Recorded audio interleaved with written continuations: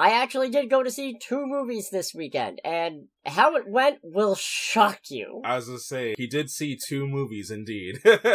I went to go see 2 movies. Yes. That phrasing is very important. It is very important for our future adventures here on Under the Bridge. Yeah, welcome to Under the Bridge, everybody. I'm Cody, aka the Scarlet Troll, pronouns he, him. And I am Greg, aka Greg, also pronouns he, him. And this is our podcast where we talk news of the pop culture variety. Sometimes comic news, sometimes gaming news, pretty much always movie news, and also pretty much always a movie review. So make sure to ring the like button, smash that bell, and share the video around if you're into that sort of thing, because it really helps us out, and we appreciate it. And we're filming in the same location, which means filtering out background noise might be a little harder this week. So... Suck it. Do it! Okay, no, do it is the one we want. Do it is the one. Well, now I'm gonna keep it just for the juxtaposition of the awkward timing of you saying that, followed by what I said. We're keeping it light and breezy this week. I've got 2 bits of news. Yes. Mostly because we got a bunch of trailers. We got a lot of freaking trailers. You're a Mutant Mayhem, right? Yeah. You looking forward to the sequel? Yes. Bad news. 2027. 2027. They're not going to be high schoolers anymore. It's been delayed almost a full year. Hmm. Apparently due to logistical hurdles from Paramount's International Animation Studios.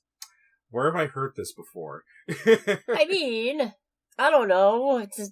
Everything's falling apart, you know? I mean, I was also, even though it's not the same company at all, I'm mildly referencing Miles Morales Part 2. Oh, yeah, Beyond the Spider-Verse. Well, that's a part 3, so you understand my confusion. Fair enough. That's a 3rd one. Mm. No, yeah, oh boy. That was supposed to come out this year. It was supposed to come out this year. It was supposed to come out like 2 months ago. Yeah. Oh man, those were the days. These were the days. Back when I thought, oh, we'll have this whole Spider-Verse thing wrapped up by the mid-2020s. It's the mid-2020s. I just never want to have to hear the word Spider-Verse again. Yeah. You know, I'm over it. I'm past it. We're done. Right. It's like the Deadpool core said, the multiverse is over.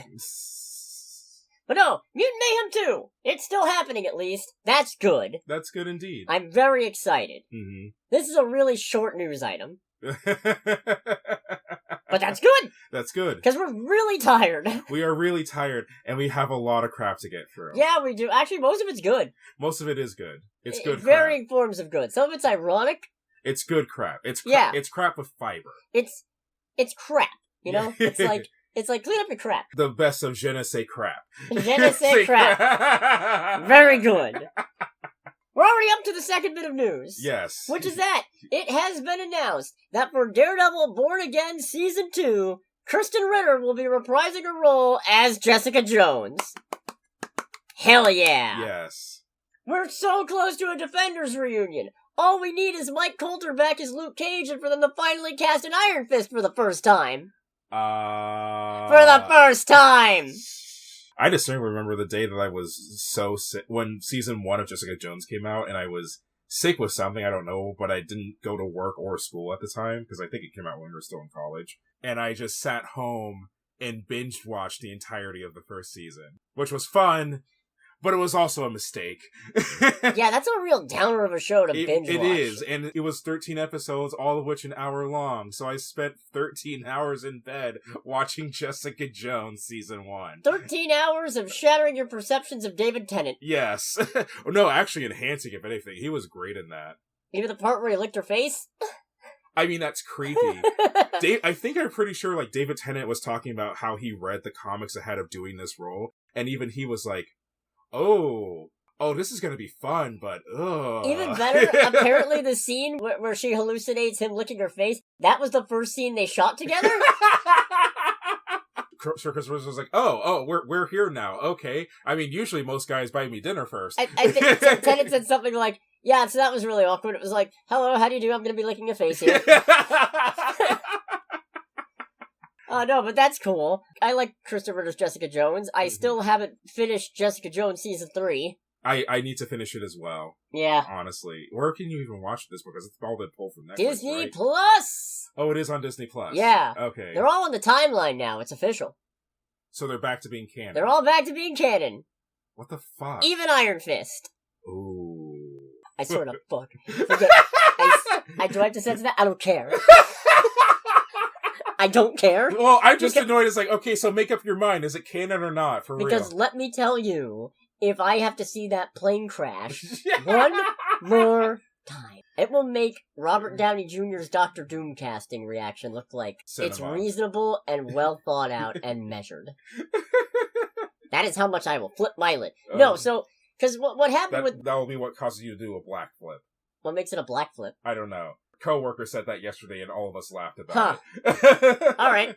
So, yeah. Do I have to put on an afro for it? Oh, imagine you with an afro. That's a cursed image. Oh no, it's terrible.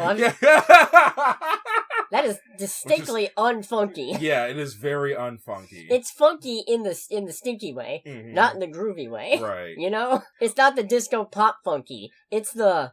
Ugh. Where's that cheese smell coming from, funky? How's the afro? Funky as ever. Oh, God. Oh, no.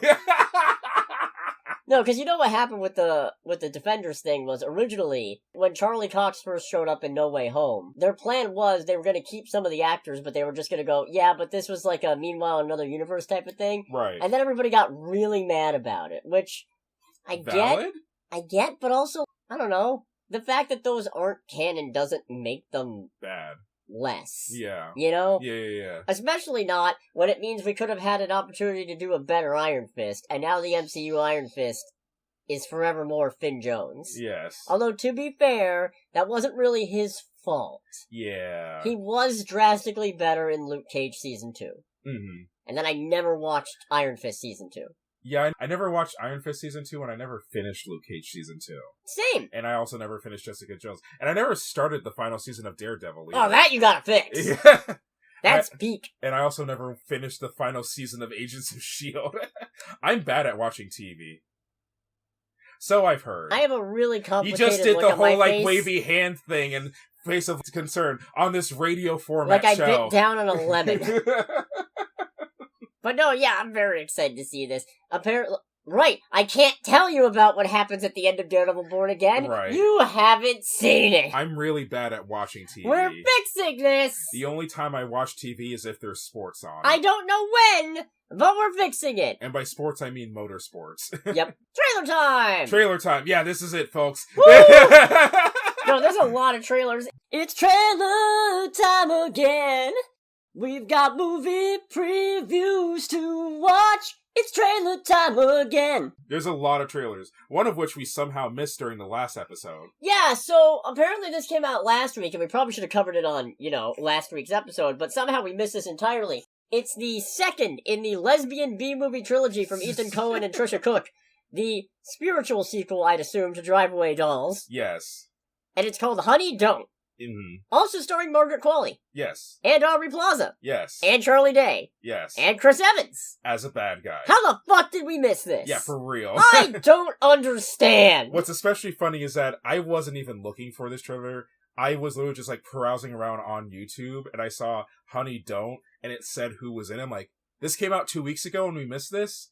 And I watched it, I was just like, we have to talk about this, even though it's already passed. Yeah, no, I don't know how I missed it either. Yeah. Aside from just busy juggling stuff. Yes. I don't know. I don't owe anybody an apology or an explanation. Circus.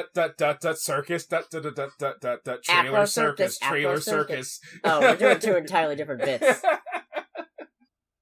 Honey Don't, right. Honey Don't. This looks great. This looks fun.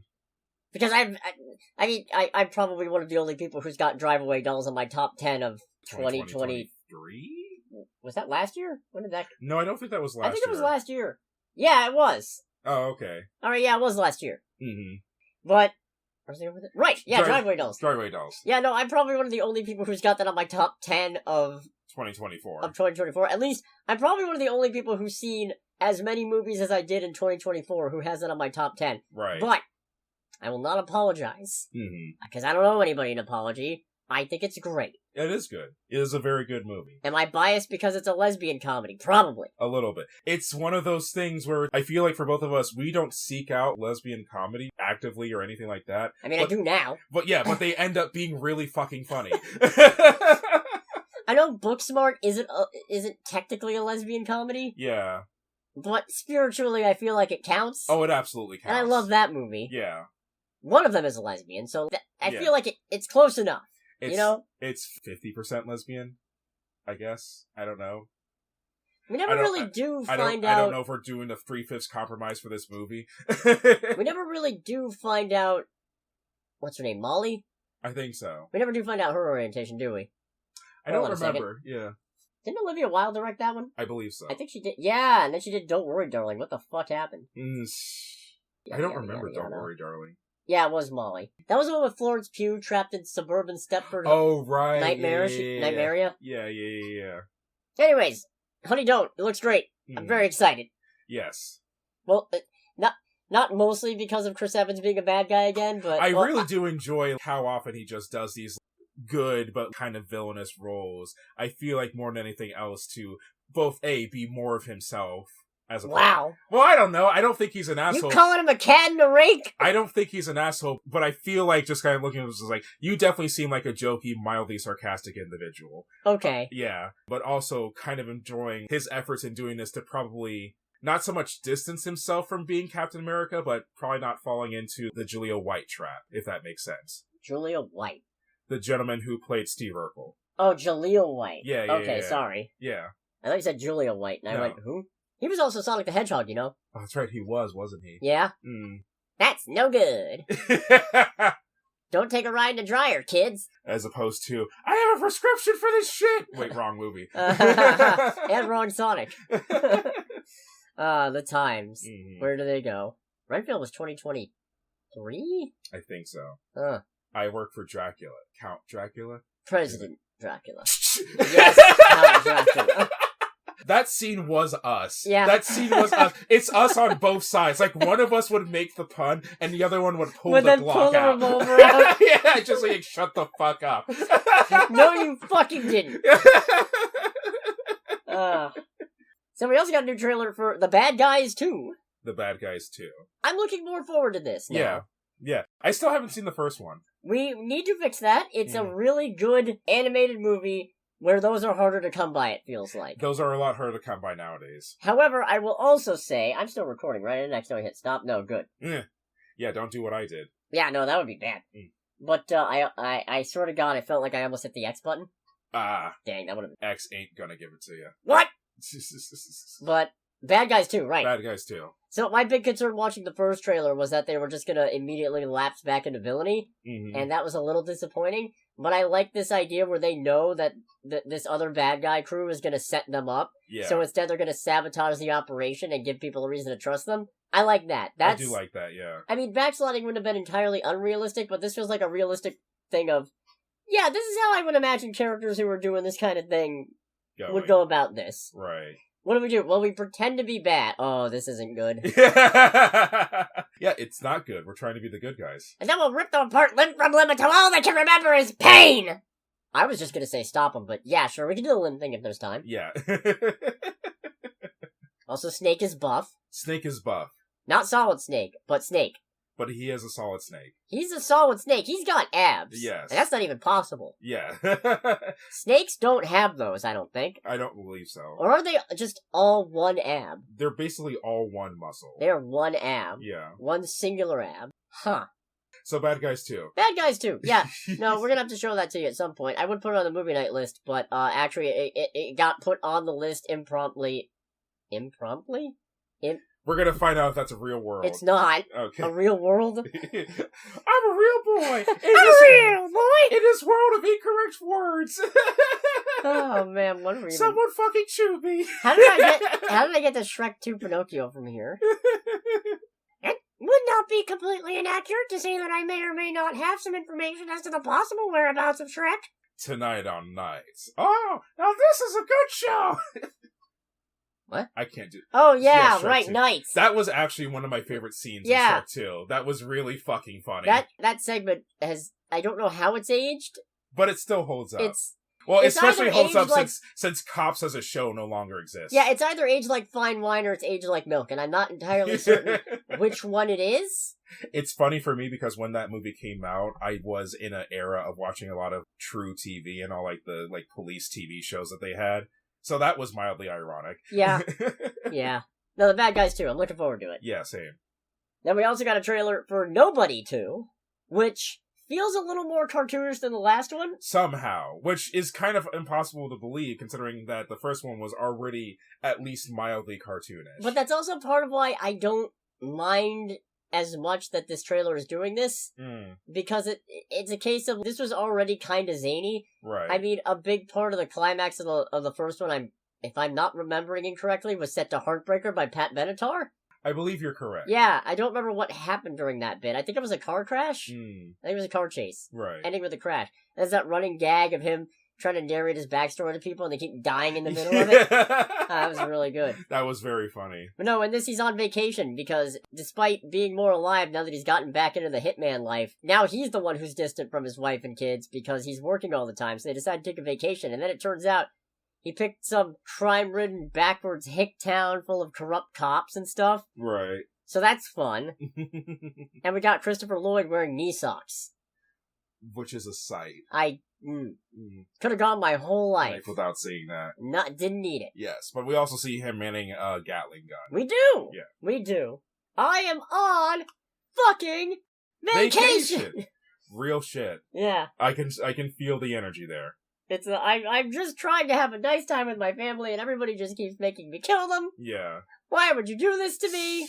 It's the whole thing from, how old is that parody late night talk show? Where the whole thing where the host shoots Hannibal and goes, how could they make... Tim and Eric Awesome Show. Yeah. No, wait, the Eric Andre Show? Eric Andre Show. That's the one. Yeah, it's just, how could they do this? Yeah. Who's his handler? I forgot that RZA is in this universe. Yeah? Colin Salmon, that's who. Mm-hmm. Okay, cool.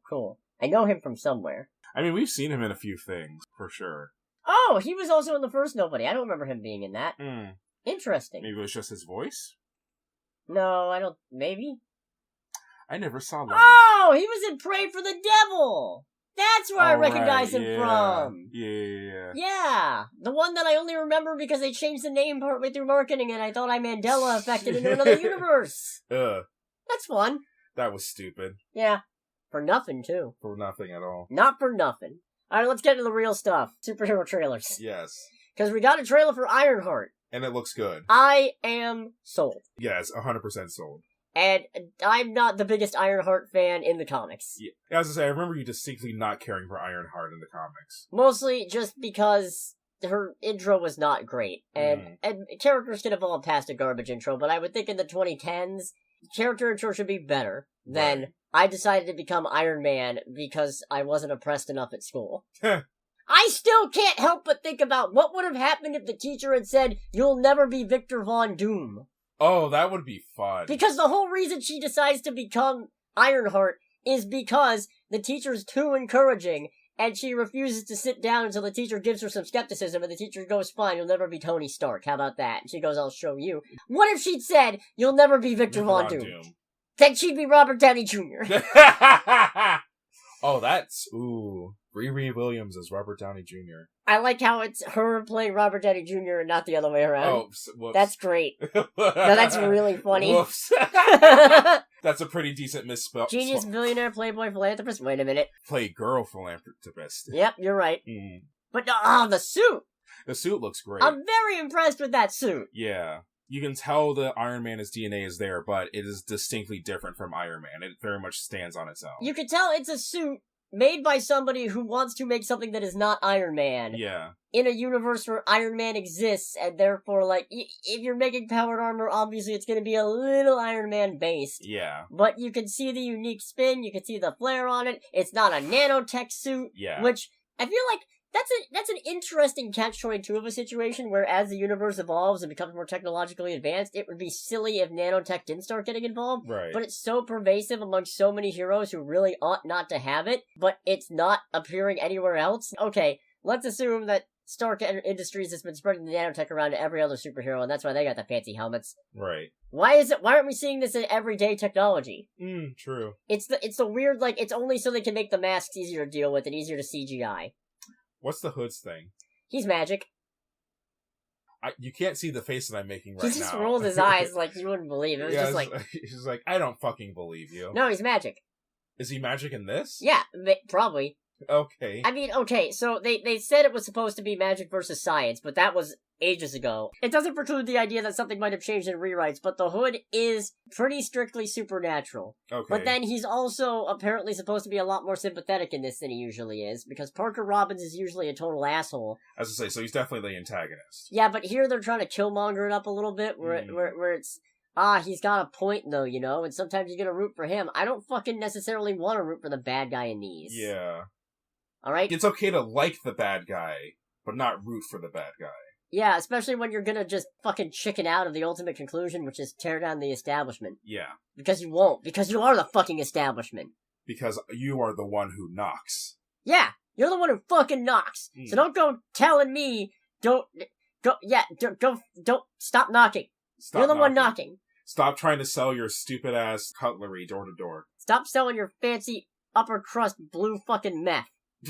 I don't know where I was going with this. I was gonna say, alright, I'm lost now. That one guy's got a shady bunker. Yeah, he does. With a live, laugh, love neon sign. Right above some self-guided air-to-ground missiles. He's gonna return those. No, I'm looking forward to this. I like what this is showing for Riri's character, where she's clearly innovative, she's clearly smart, probably got a little bit of a chip on her shoulder, but that's understandable. Yeah. Out to prove herself a little bit. I like this. I'm interested in seeing where this goes, and I was very Ironheart skeptical. Yes. But I'm skeptical. Yeah, I can't wait for the usual suspects. The absolute fucking clowns. Yeah. We can't have anything nice. Nope. On to something that's not political whatsoever, the Superman trailer. Oh yeah, totally not political at all. Maybe I should keep that. No, that one's not worth it. Yeah, no. He's got the voice down. Oh, okay, so I've made no secret on here, I think, that one of my favorite bits about the 1978 Superman movie is just the bit where Clark's shown up to take Lois out for a date, and he's contemplating telling her because he was just hanging out with her as Superman, and she's clearly smitten with Superman, and realizing the position that he's put himself in, he's clearly contemplating telling her, and he takes the glasses off, and he's playing with them in his hands a little bit, and then he just straightens up, lowers his voice a little bit, and in that one moment, just on pure strength of acting, no effects, no gimmicks, no camera work, it's all just him. Yeah. He became Superman. He immediately sells that nobody would suspect that Clark Kent and Superman are the same fucking person. Yeah. And it's not quite the same impact, I think, because there's not as much context. Yeah. But you can see the blueprint of that in the bit where they're starting the interview. Yeah. And the Clark Kent bit of "Ready when you are, Cronkite," followed by Miss Lane. Just, yes! That's it! That's it! That's the thing! We're off to a great start. That is the thing that we need! Yes. Where Superman and Clark are two distinctly different characters who carry themselves in different ways. But there's overlap. Yeah. Like, you can feel it breaking when he's arguing with Lois. Yeah. And also, I know it's an interview thing, but it's really frustrating listening to Superman get fucking taken to task for stopping innocent people from dying. Yeah, that's kind of where he breaks back into being Clark Kent, where he's just like, people were going to die.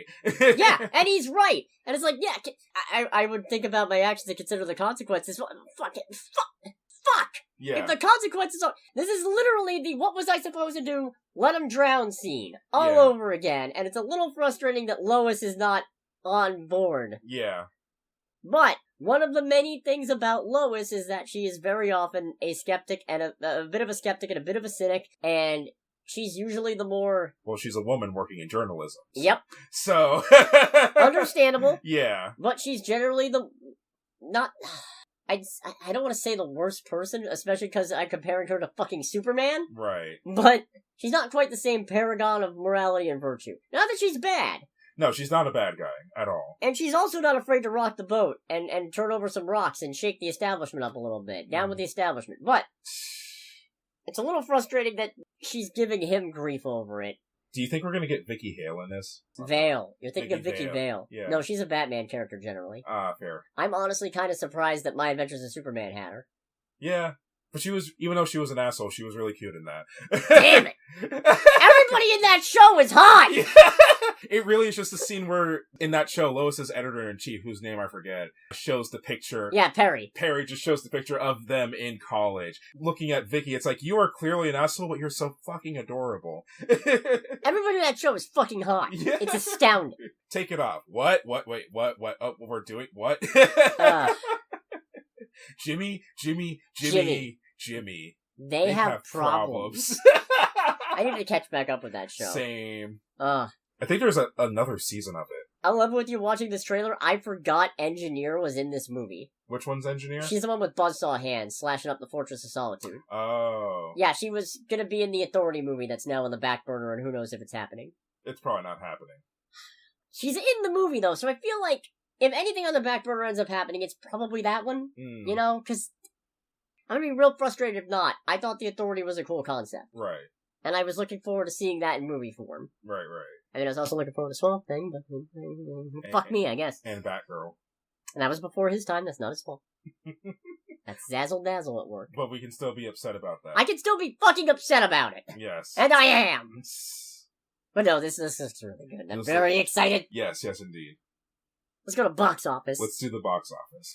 I did see the highest grossing movie domestically this weekend because it was Final Destination Bloodlines. $51.6 million domestically this weekend and in total for a $105.7 million worldwide total against a $50 million budget. Alright, so it's already breaking even and making money. It's already making probably a little bit of money. Yeah. Not bad for an opening weekend. No, not bad at all, especially not for the 6th Final Destination. Can you fucking believe that? There's 6 of these? There's 6 of these fucking things. Oh my goodness. And this is the first one I've seen all the way through. Right? Yeah. And then I also went to go see Hurry Up Tomorrow. That took 6th place with a $3.3 million domestic weekend and total. It's sitting at $16.6 million worldwide in total, apparently. On a $15 million budget. Do you think it's going to make a profit? Oh, probably. It's The Weeknd. Ladies and gentlemen, The Weeknd. I love how done Daniel Craig is in that. Like you were done after watching Hurry Up Tomorrow. Well, a funny story there. I didn't actually finish it. This is a rare movie that I was not able to sit through. And part of that, I'm not gonna blame it exclusively on the movie. Because I did go to the 10:10 p.m. showing. Yeah. So I was tired. How long was the movie itself? Hour 40. Okay, yeah. I got 30 minutes in. Or thereabouts.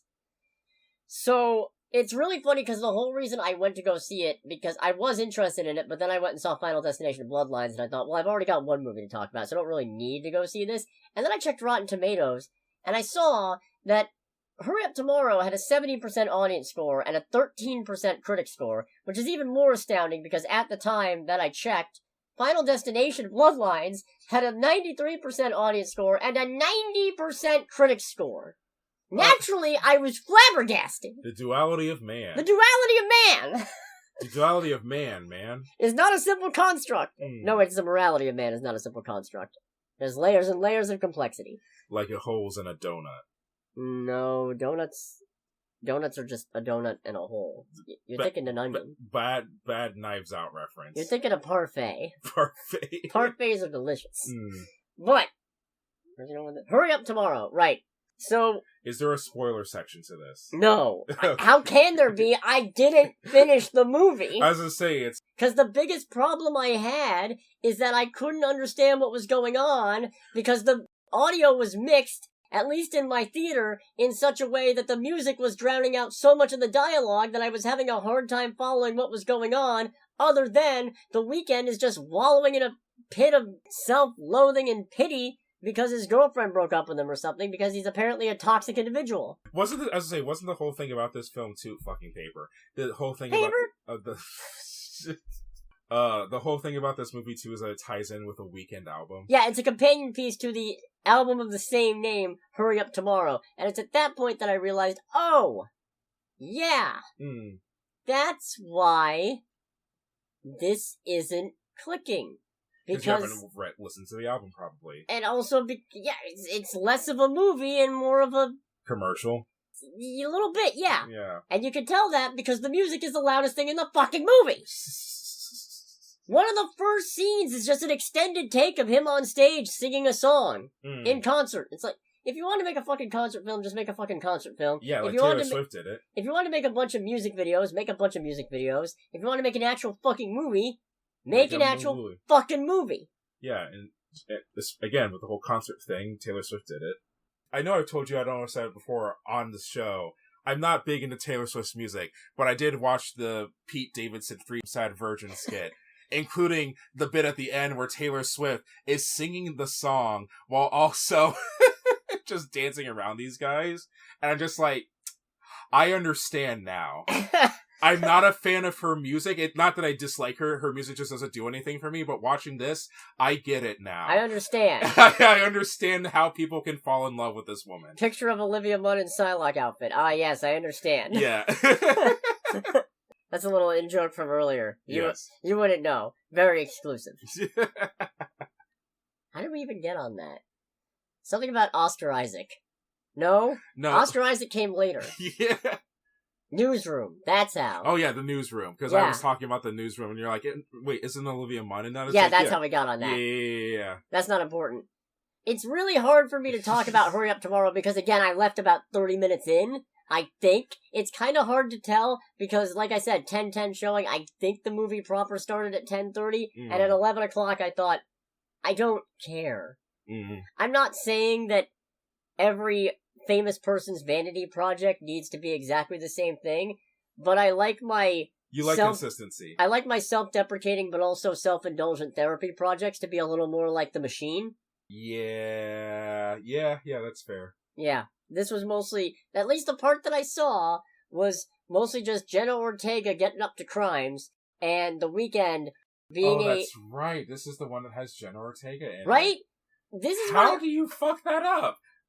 I don't know. I don't know. She needs a better agent. Or not. Maybe she's having fun. I mean, she was in Beetlejuice. Yeah. That was good. That was very good. Yeah. Death of a Unicorn, not so great, but I mean, they're having fun with it. They're having fun with it. Not my bag, not my cup of tea. Whatever. But not fruity enough. But no, I don't know, do you think this would be something that your experience would be improved if you actually listen to the album first before jumping into the movie? I think it would be better if I didn't watch it in a theater. Which is why we have our first of the year, don't pay money to see this. That is the tier placement for this movie. Right. Because just the way it sounds was just unpleasant. And maybe part of that's because I'm not a big fan of The Weeknd's music. Case in point, I thought The Weeknd was a band, but it's just one guy. Oh, it's just one person. It's the guy. Oh, I thought it was a band. It's just the guy. Okay. That shows you what I know. Why do I have a recipe for cheesecake cinnamon rolls? How long has this been here?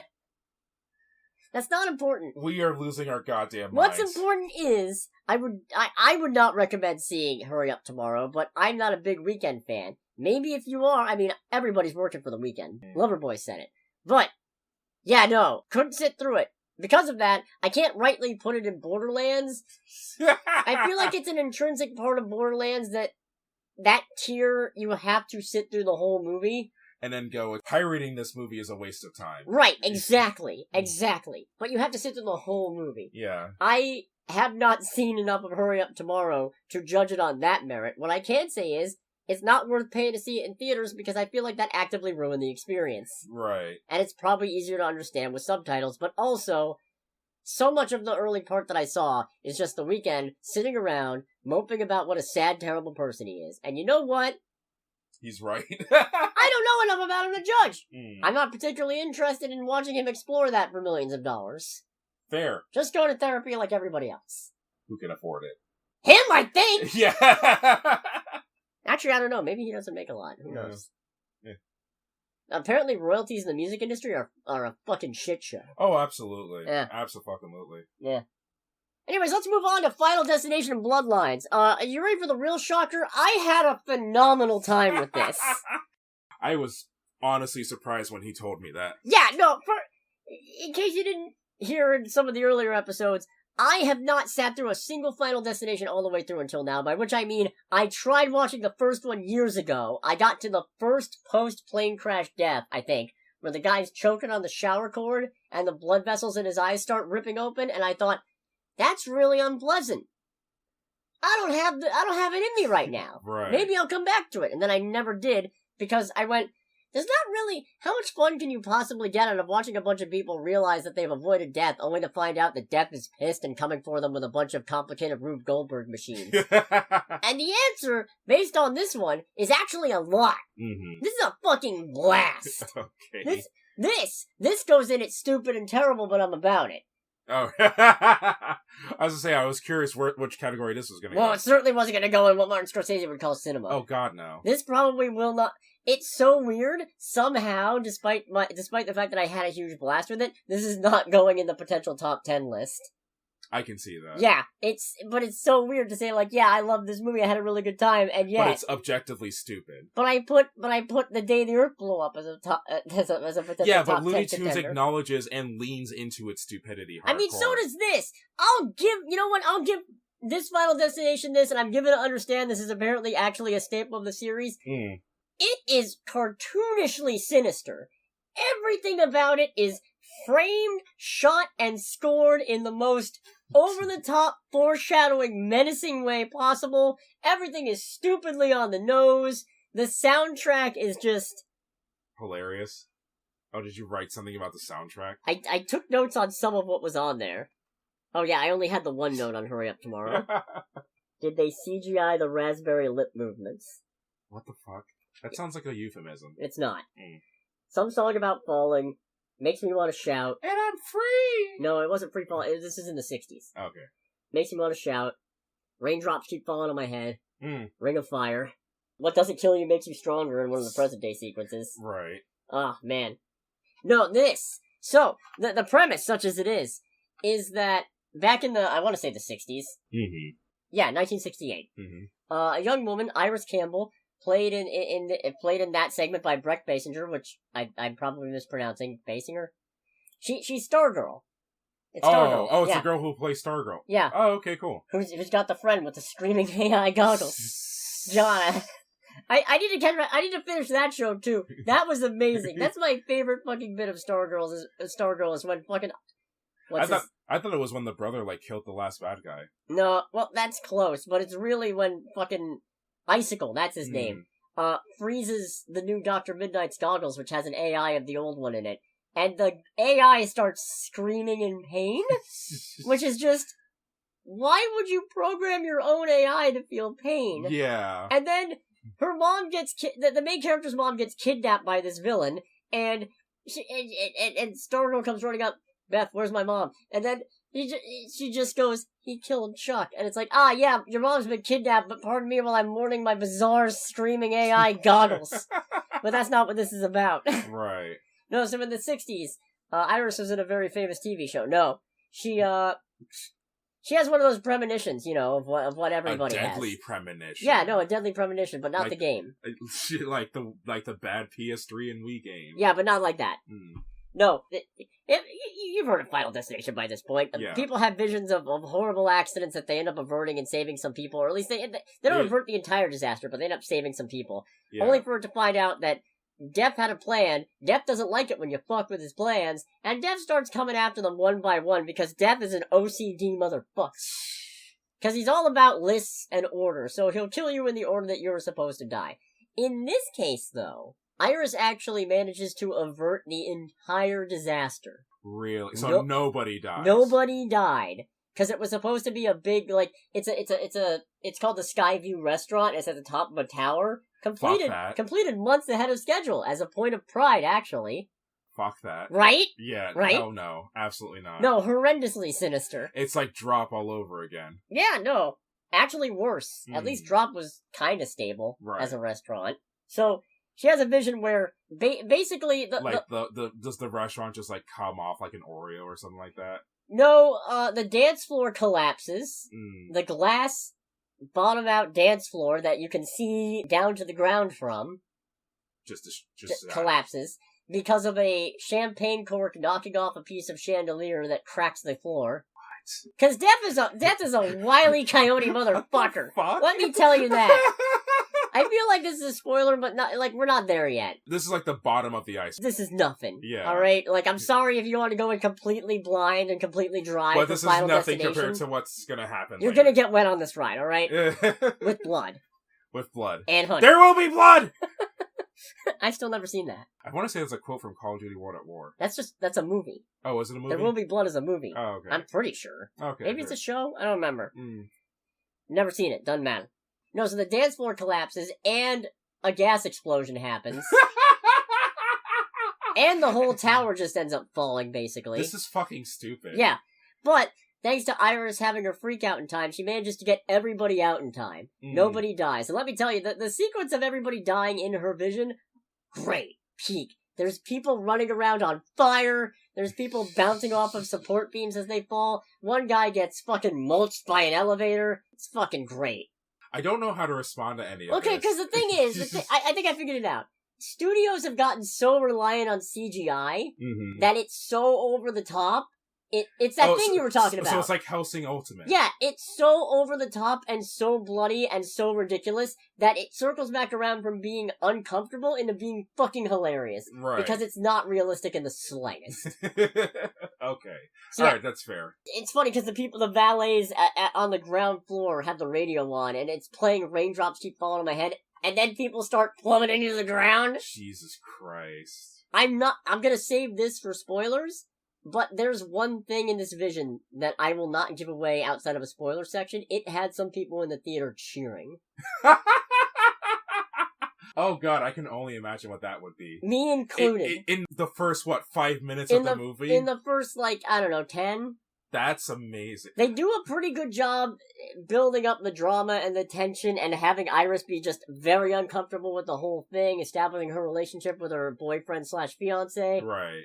So, anyways, because she was able to avert this entire disaster and nobody died, it results in a backup of Death's plans, the likes of which have never... Like, you keep on saying Death. Is Death actually an established character in this? It's a force. As far as I know, Death has never actually shown up in person. Okay. But it is a force. The Force is not with you. No, it's actively against you, in fact. It is malevolent, it hates your guts because you fucked up its plans.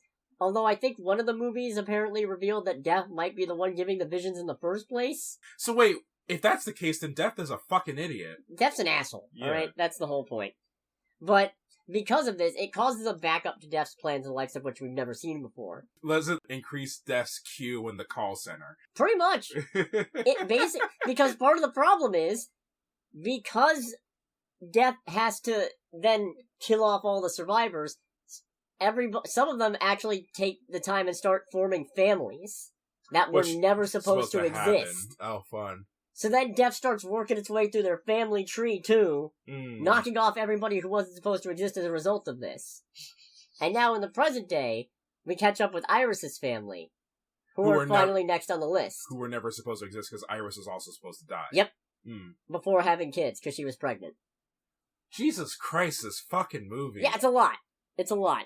No, but this is a really fun time, because just... The kills are over the top. I actually kind of like that the protagonists are likable. Okay. It makes it sad when they die, but after 6 movies, none of them are making it out anyway. Right. Except maybe 1 or 2, but even then, who knows?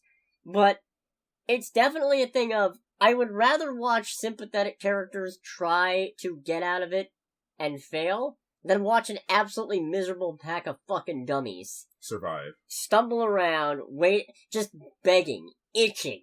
I should be shocked by the deaths, or at least I should be like, oh no. I shouldn't be like, come on, what's taking so fucking long? Just have them all get hit by the same fucking bus. What do you want about? It's like Thunderbolts asterisk. Ah! 3 of them are in the RV right now. You could knock this out with 1 fucking car crash. Right. You fucking serious? Death. No wonder this fucking happens. You're a fucking amateur. Right. Don't kill me. Or do, but make it YouTube friendly. I can spin this. I can spin this a lot.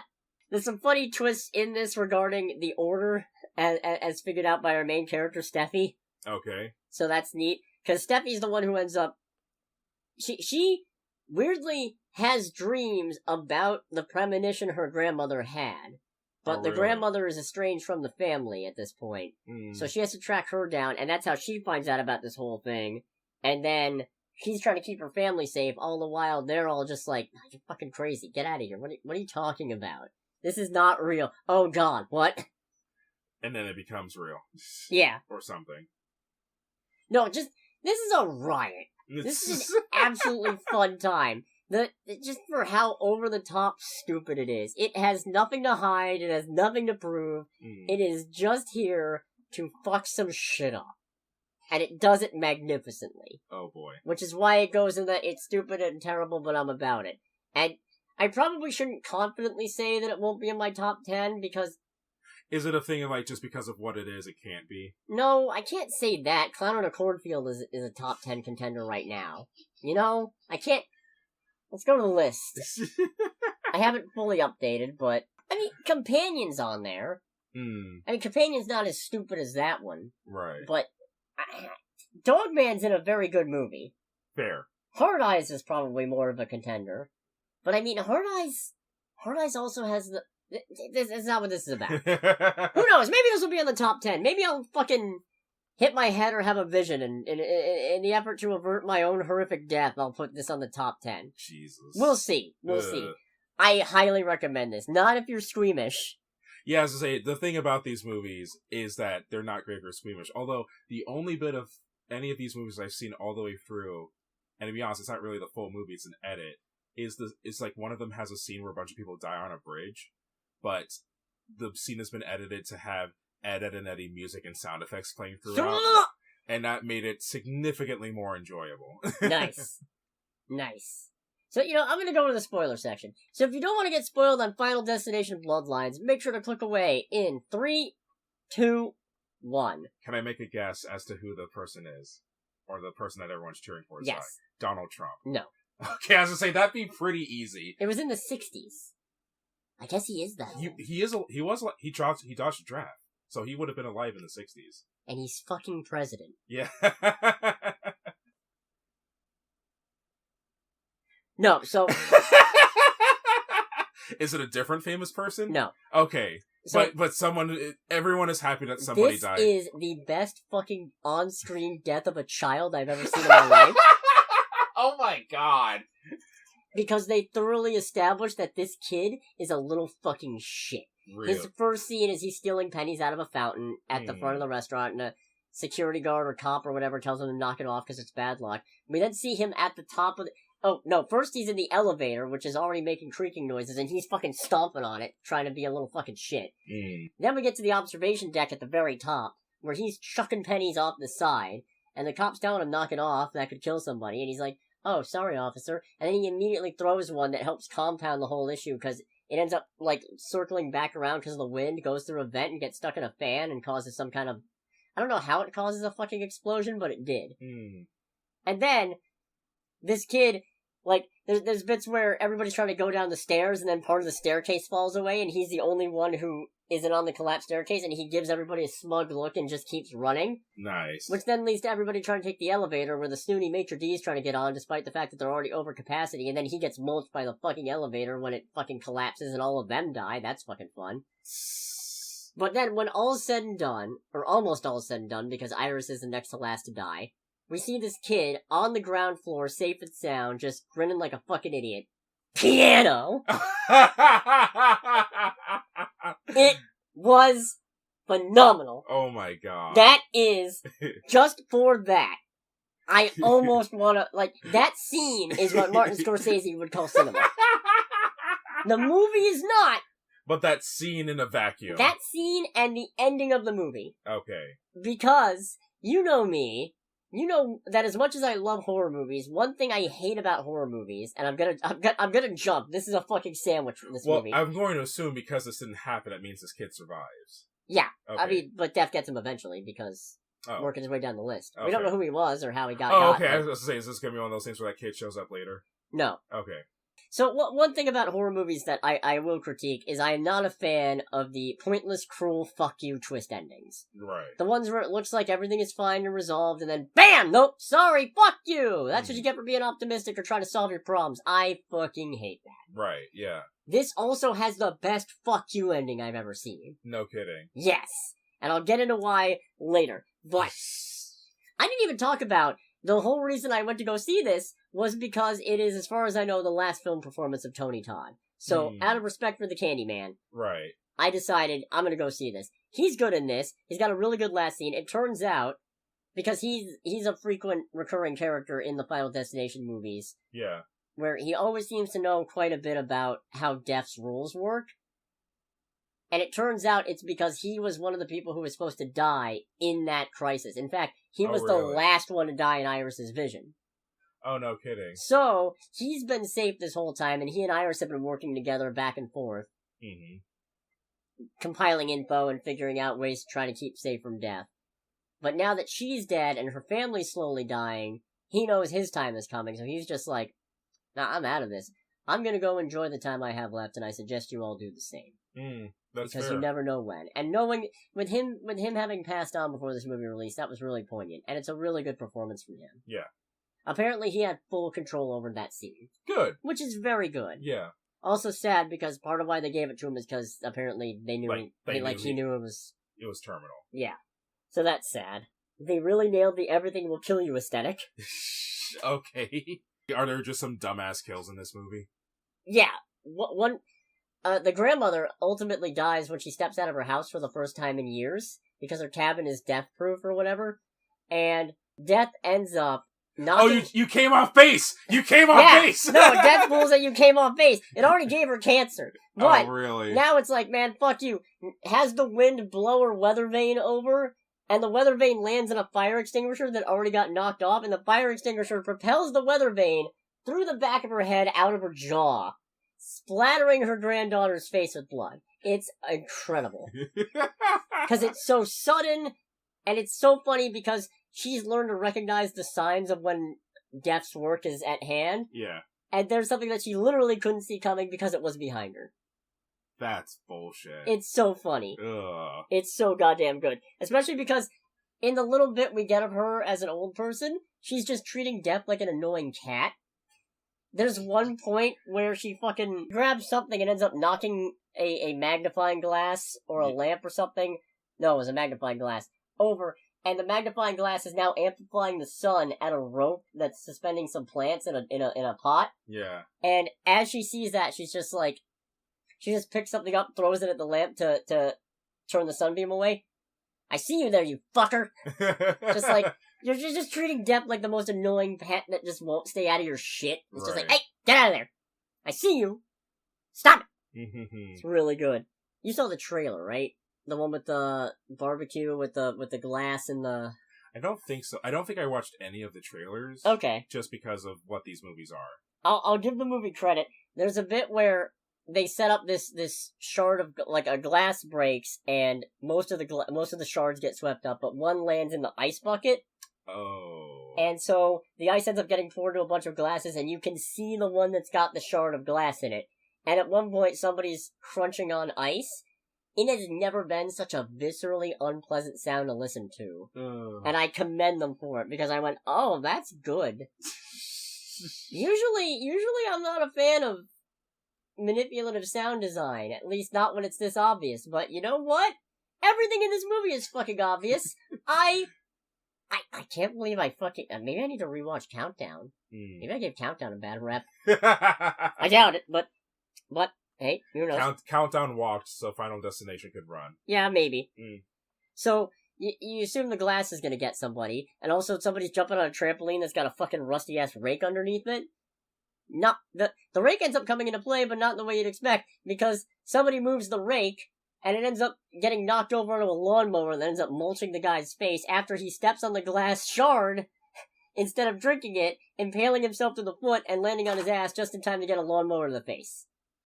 You can't see the face that I'm making right now. He's flabbergasted. Utterly fucking... on this radio format show. Utterly disgusted. It's great. So, Steffi figures out it's going through family lines, and they assume that her Uncle Howard's first son, Eric, is going to be the one to go. He's the one in the tattoo parlor. Okay. Which, actually, funny enough, the tattoo parlor fire doesn't kill him. Something other stupid bullshit kills him. Well, it's actually really funny, because... I don't believe this shit. No, it's great. Because Steffi's then, while they're walking down the street, she's trying to be like, I mean, look, there's a tree trimmer there, and there's the leaf blower guy there, and there's a soccer ball there, and there's that garbage truck, so what if the tree trimmer falls, and it knocks into the guy with the leaf blower, and he gets distracted, and he blows the leaf blower into the kid's face, so they kick the soccer ball, and it knocks you into a trash can or something.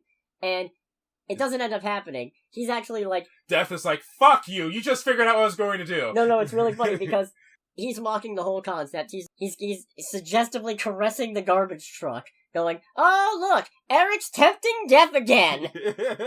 And then that exact sequence of events happens to the middle child, Julia.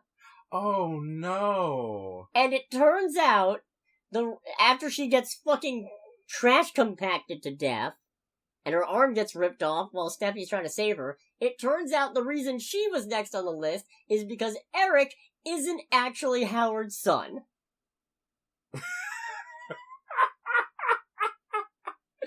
Jerry!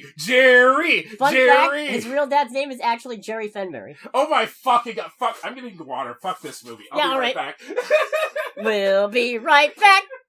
Make sure there's no glass in it. No, it's not! Why do you just accept that? Alright, I have returned from my rage quit. Alright, great. Alright, what other bullshit is there? So, in the process of trying to save the next kid, because Howard had 3, well, I guess 2, kids, they go to the hospital where they meet Tony Todd's character, and it turns out the only ways to cheat death are kill somebody, in which case you get the time they have, but then you're a murderer, and also you don't know how much time they had. It could have been... So the Death Note method. Yeah. Or, you can die and then get resuscitated. Being that they're in a hospital, Eric gets the great idea for his little brother, I forget his name. Brendan, I want to say? I don't like where this is going either way. Well, Brendan's deathly allergic to peanuts. So Eric gets the idea. Not the worst idea, really. Induce the peanut allergy, have him die, and then have a nurse or doctor bring him back. Boom. Problem is, in the process of finding a spot to do this, they accidentally activate a powerful MRI magnet. Okay. And the wheelchair... First, all of Eric's piercings get ripped out. Except his junk piercing, which just drags him to the machine. Okay, that's actually kind of funny. That's actually pretty funny. And then it stops being funny because you know an MRI machine, right? It's one of those fucking tubes. It's one of those narrow tubes. Oh no, never mind. Yeah, never mind. The wheelchair ends up getting dragged in, and the spindles of the wheelchair end up just ripping through him and like dragging him into the thing midriff first. Oh. All the while, Eric has eaten the... Brendan? I don't remember. Whatever his name is. He's eaten the peanuts. So he's actively dying. He's actively dying, and Eric's holding the EpiPen. Oh, that's fucked up. Because he specifically... Well, it's not the worst idea. Death is like, oh boy, 2-for-1 deal. Yeah, and Eric only dies because he was trying to fuck with the plan. Because Death is a vindictive motherfucker. And then, the magnet is so powerful, it's drawing stuff in from outside of the room. That's not how that works. Including a busted coil from a vending machine that then proceeds to spear Brendan, I think was his name? No, Brenda's the wife's name. Bobby? I don't remember his name. Dang it, Bobby. Whatever it is, he gets a fucking vending machine coil through the head. That's not how MRIs... Whatever. Yeah. Okay. No, that's pretty good. So, the movie really, like, starts to pick up once Julia dies. But, was it Julia? Was it Julie? Once the daughter dies. Once the middle kid dies. So, there's an estranged... Steffi has an estranged mom. That's a whole thing. Because Iris raised her kids to be real paranoid and CPS intervened because, she was seeing fucking death everywhere. Yeah. They try to go to the cabin so that the mom can stay there because as long as she's alive, death won't take her kids. And then the cabin gets blown up because... Are there claymores? No, faulty wiring or something. Alright. Mom dies, Steffi drowns, but she gets resuscitated by her younger brother. So therefore she's cheated death. Well, you'd think. So was the movie not following its own rules anymore? No, because what happens is, it cuts to some time later, she's taking her little brother to prom, she's dropping him off. Yeah. They're going to pick up his date, and his date's dad is a doctor, who then points out that, technically speaking, her heart didn't stop. She was just unconscious. Oh, that's bullshit. That's bullshit. And, while this is happening, we see a fucking penny, the same penny actually, from Iris, from the sky view, because Iris, when she thwarted the vision, she stole the penny from the kid. And held on to it and kept it in the book, but it fell out of the book and then got picked up by an older lady, and then she drops it, and it rolls, and it jams a train switcher, causing the train to derail. Okay. So, the train derails, and it's coming down the fucking road, and Steffi and Charlie are both running from it, and then it stops, and they're like, oh, that was close, yeah. logs just come up from one of the cars and just crush them fucking both. It's the best fuck you ending I've ever seen. Oh, that's how the movie ends. That's how it ends. It's fucking great. Phenomenal. I am just, And also there's great lines like, Gamey's death book. Oh, right, there's a bit where Eric and the other kid were contemplating they're contemplating the logistics of kill somebody and get however much life they were going to live and how that doesn't work. And they're right outside, they're right outside one of those rooms where they hold all the newborn babies. Oh, boy. And they both look at each other and they just go, no, absolutely not, no. Yeah, and then Eric, who, to his credit, he's the one who's not slated to die, and he's just trying to keep his family safe. He just goes, unless, and then his brother just goes, don't touch those babies. That's a good bit. That's a good bit. Oh, there's a really funny part because Steffi actually apparently does have the power to see Death's designs before they happen. It's like I could see it all just unfold. And I said, yeah, in the script. Oh, and one person has a show me your kitties mug. That's really good. Kitties and cats. Show me your kitties, yeah. Oh, okay, good. It's good. It's a good mug. Now Eric's tempting death again. No, I'm astounded. I was really not expecting this to be as good a time as it was. I'm utterly shook. I think I need to watch more movies in the middle of a franchise. Because I feel like had I watched all 5 of these, I'd probably be a little sick of it by now. Right. But having not done that, having come into it with relatively fresh eyes, but a working knowledge of what's happening, I can safely say, it's a fun fucking time. Fair enough.